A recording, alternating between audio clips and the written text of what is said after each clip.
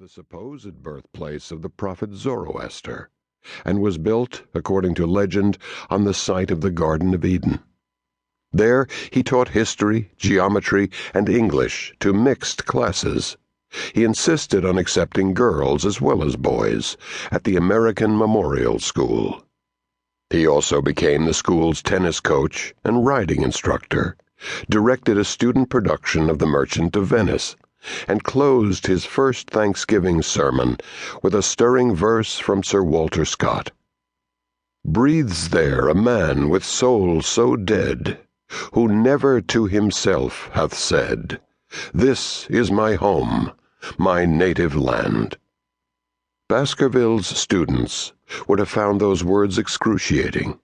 For decades, their prostrate homeland, heir to a great empire led by heroic kings like Cyrus, Darius, and Xerxes, had been misruled by a dissolute dynasty and looted by rapacious outside powers.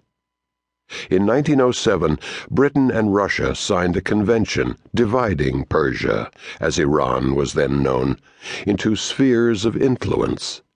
Britain took the southern part of the country, Russia the north.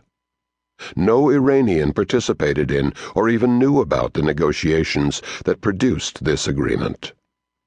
Yet the early 20th century was an age of ferment and rebellion, as well as imperial power. The Boers overthrew British rule in South Africa. Russian insurgents forced Tsar Nicholas II to establish a legislature. The Russo-Japanese War ended with victory for Japan, suggesting that Europeans were not fated to dominate Asians forever. None of these shattering events went unnoticed in Iran.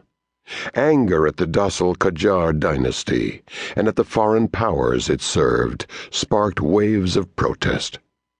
In 1906, these protests achieved their unimaginable goal: democratic revolution.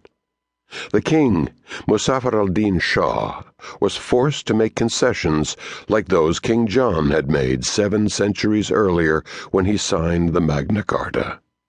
He agreed to permit the proclamation of a constitution, the holding of elections, and the establishment of a parliament. Under the new constitution, freedom of speech and freedom of the press were guaranteed.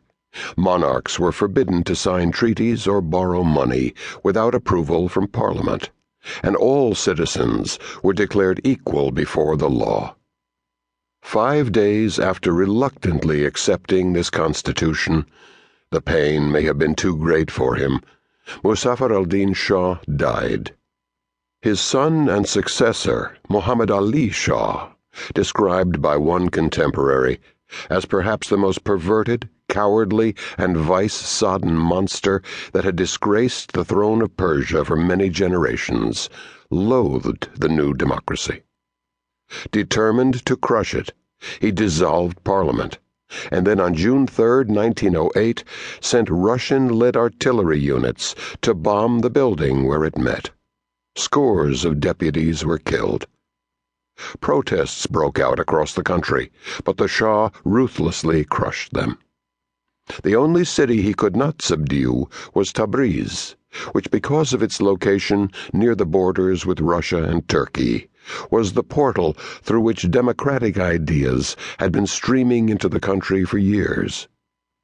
Howard Baskerville was in Tabriz when Royalist soldiers began their siege at the beginning of 1909. He was instinctively drawn to the constitutional cause and spent many evenings with volunteer brigades bringing food to fighters defending the city. Slowly he came to conclude that this was not enough. News of the Anglo-Russian Convention outraged him, and he delivered withering tirades to his students, aimed especially at Sir Edward Grey, the British Foreign Secretary, whom he scorned as a hypocrite for spouting the platitudes of democracy while supporting the slaughter of Iranians who were fighting for it. One of his closest Iranian friends, Hussein Sharifzadeh, became a leader of the Tabriz resistance, and when Sharifzadeh was assassinated, his outrage reached new heights. In the spring of